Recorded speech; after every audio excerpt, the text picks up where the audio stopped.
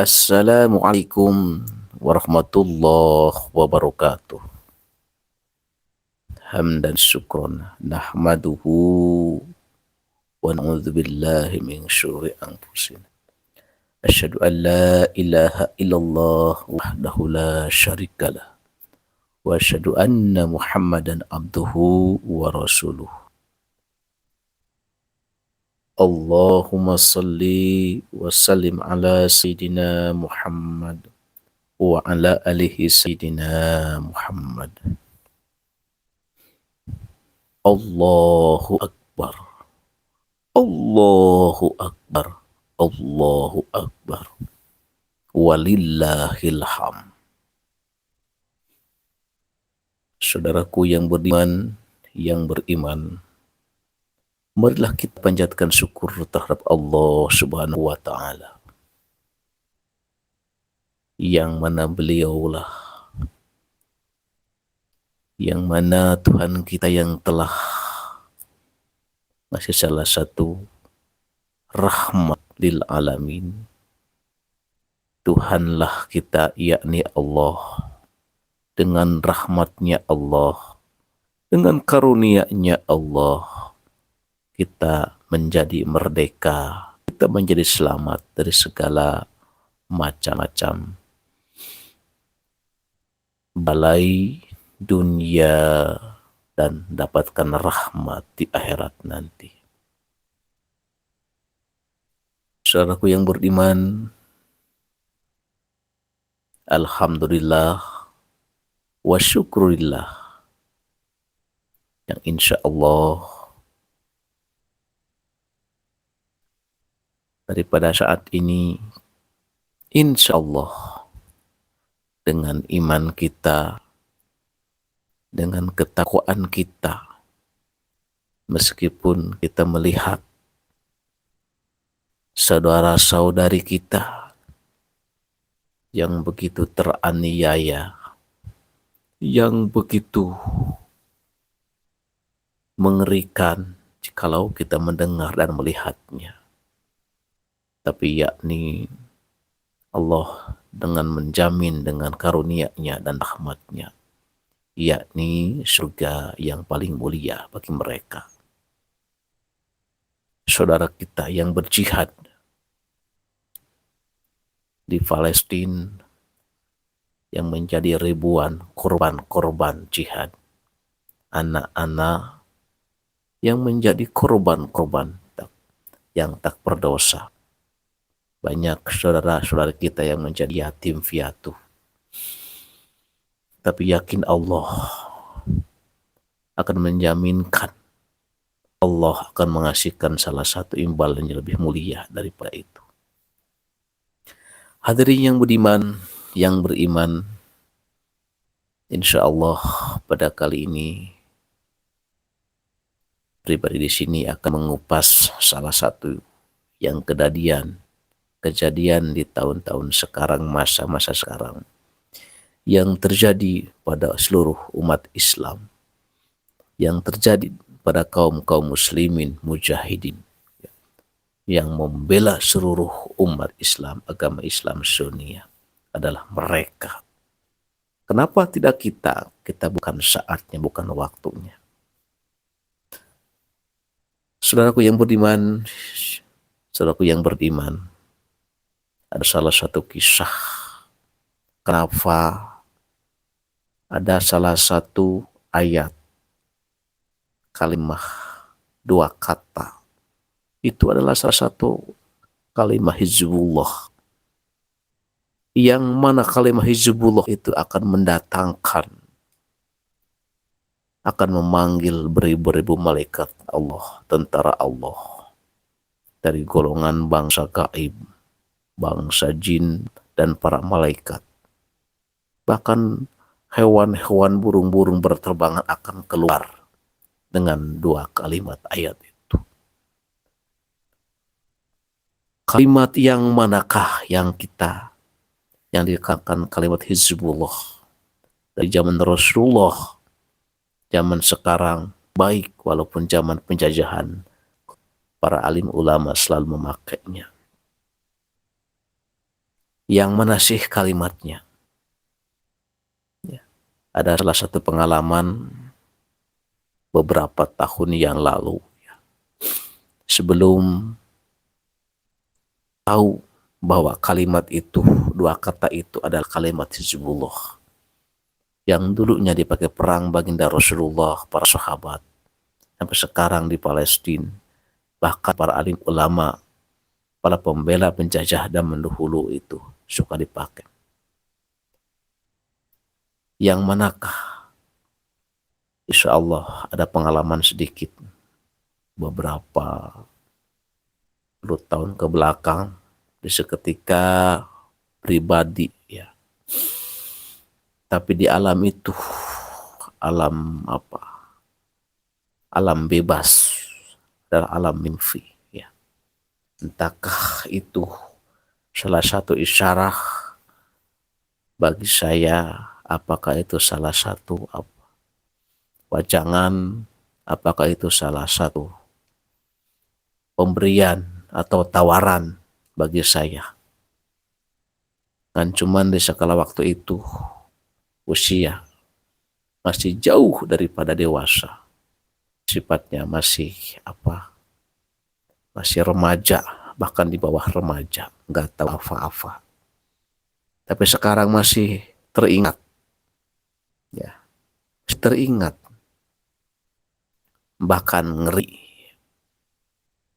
bahkan sanggup, enggak sanggup, bahkan mengatakan tidak sanggup pribadi saya. Masih teringat di alam bebas, di alam mimpi itu, kalau enggak salah, pribadi itu udah melaksanakan riyadhah atau berpuasa 1 minggu, kalau istilahnya puasa itu adalah mutih, ya. Ya. Tapi niat mutih itu puasa waktu dulu itu, maklum, waktu di zaman remaja, ikut-ikutan sama orang-orang dewasa, termasuk pribadi saya ngikut, ya. 1 minggu itu, kalau nggak salah malam terakhir itu seketika buka malam ke-7-nya, setelah habis zikir atau riyadhah berwirid, ya. Suatu malam pribadi mengalami ke alam bebas, yaitu alam mimpi. Tapi di alam mimpi itu agak senang, agak mengerikan dan menegangkan bagi pribadi. Bahkan dalam mimpi itu, pribadi berdiri di atas pelataran atau lapangan. Pelataran itu sedikit pun tidak ada satupun tumbuh-tumbuhan, pohon tidak ada, tandus yang kelihatannya ternyata itu kalau nggak salah kayak padang pasir di situ. Mungkin walau alam masuk ke zaman apa, zaman tahun berapa, zaman abad berapa. Di saat itu ada dua seseorang yang menghampiri, berpakaian warna coklat, putih warna kecoklatan. Ya. Di situ yang satu bawa pedang atau semurai, yang satu lagi bawa peralatan di zaman sekarang, yaitu senjata alat perang. Di skala itu pribadi nggak berpikirkan hal yang macam-macam, kan cuma di situ dia menghampiri. Di saat itu pribadi berdiri, diam, dan sangat kaget. Dia mengulurkan dua tangannya itu untuk bersalaman. Dia berbahasa Arab, meskipun dulu pribadi saya tidak mengenal bahasa Arab, belum paham, tapi di ketika itu di alam isyarah itu paham sekali itu. Dia itu yang satu bawa pedang zaman dulu atau samurai, yang satu lagi bawa senjata di zaman sekarang. Itu sebenarnya salah satu simbol ya, buat masa depan. Mungkin zaman dulu dan zaman sekarang itu akan terjadi salah satu perang, dari mulai perang antara samurai, tumbak, panah, sampai sekarang perang antara senjata jarak jauh meskipun jarak dekat. Di situ dia beberapa kata, beberapa kalimat, perkataan, kalau istilahnya panjang, ngobrol kesana kesini, tapi yang paling global, yang paling masih saya teringat ya, secara poinnya itu, hai saudaraku, apakah kamu dan berani memegang ini, memegang yang ini? Jadi tawari dua benda itu, sebuah samurai atau senjata. Apakah dua-duanya? Kamu berani memegang dua-duanya? Kata saya, maksudnya apa? Kalau kamu berani salah satu ngambil, saya akan kasih ayat Hizbullah, kata dia. Apa itu ayat Hizbullah? Ayat buat perang, buat membela, menjaga agama Allah. Nanti suatu saat kamu bakal tahu, bakal terdengar banyak korban, bakal melihat gedung-gedung hancur kena peperangan, akan melihat orang-orang ribuan meninggal. Kamu akan tahu. Itulah ayat Hizbullah. Kalau kamu sanggup megang salah satunya, saya akan kasih dan ayatnya dan rahasianya. Tapi syarat, kalau kamu menerima, hidup kamu tidak akan normal. Maksudnya apa tidak normal itu? Ya. Saya kaget. Apa yang bikin tidak normal? Kamu akan mengalami tidak normal kehidupan. Pertama, kamu tidak akan dikasih keturunan. Yang kedua, kamu akan menjadi orang misterius. Di mana kamu tinggal, itu tempat kamu yang nyaman, kata dia. Dia bilang begitu. Otomatis pribadi saya merenung. Kalau kamu sanggup, saya akan kasih rahasianya, tata caranya, kasih ayat Hizbullah. Nanti kamu ini tidak akan megang kayak gini kalau kamu sanggup. Tidak akan bawa samurai, tidak akan bawa senjata, karena ini sebuah gambaran bagi kamu. Tapi kalau kamu berani, apa yang kamu pegang akan menjadi salah satu senjata dan pusaka.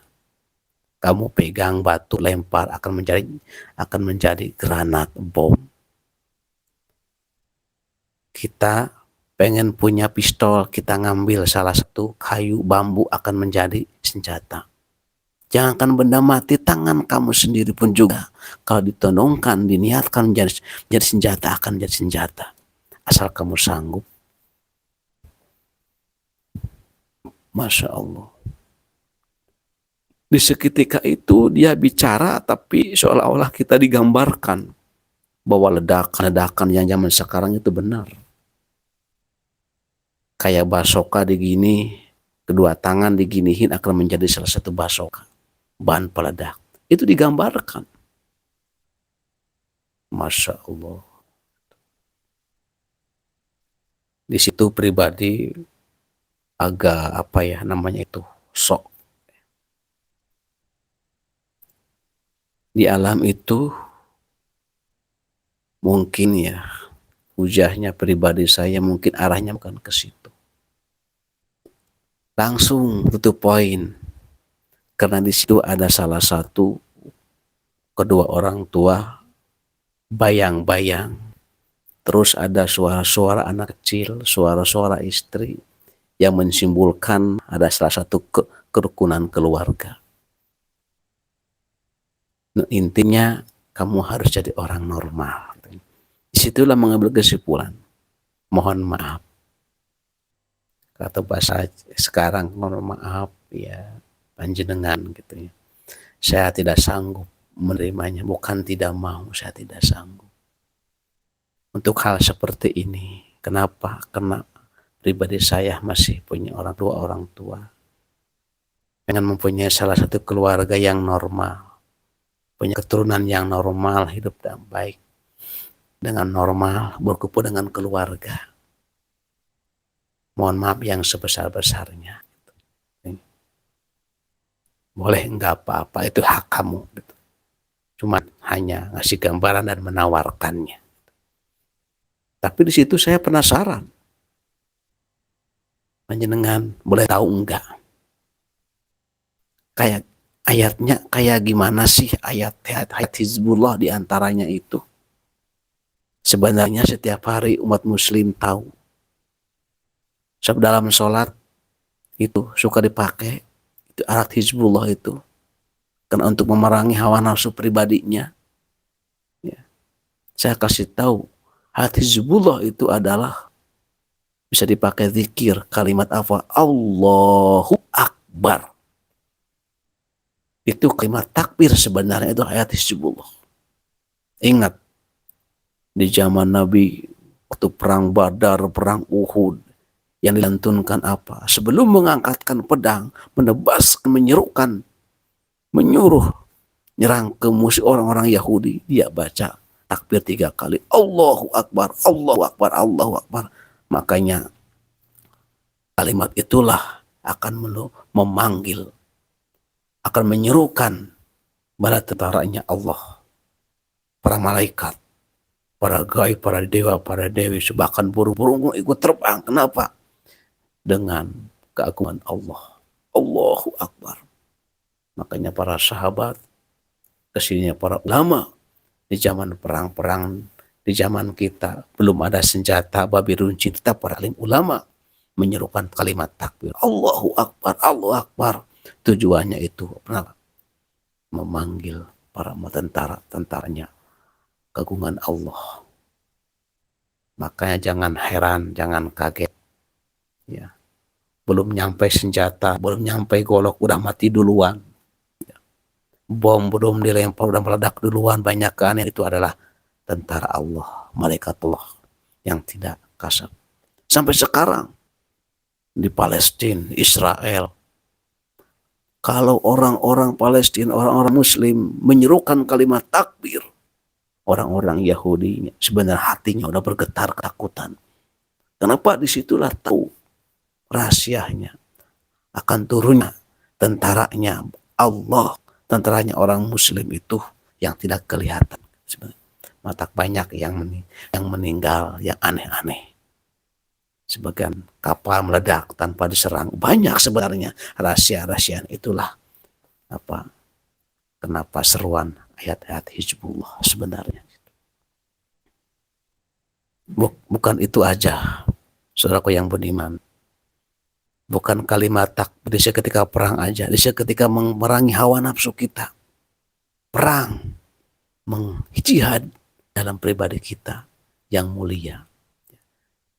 Sebab jihad yang paling berharga bukan perang Uhud, bukan perang Palestina, perang melawan hawa nafsu dalam diri kita. Perang melawan hawa nafsu dalam jasad tubuh kita supaya selamat dari serangan-serangan, godaan-godaan setan yang terkutuk. Makanya dalam sholat diawali dengan takbir, takbiratul ihram. Semua ruku ada takbir. Mau sujud ada takbir. Itu kenapa? Untuk menyerukan, ya, untuk menyelamatkan tubuh kita, jasad kita dari gangguan-gangguan setan yang terkutuk. Sama aja itu. Jihad kita fisabilillah. Mari kita saudaraku yang beriman, marilah kita serukan takbir, zikir sesudah sembahyang berjamaah di rumah. Untuk apa? Untuk membantu saudara-saudaraku di Palestina yang kena apa? Yang kena mujahidin, yang kena musibah.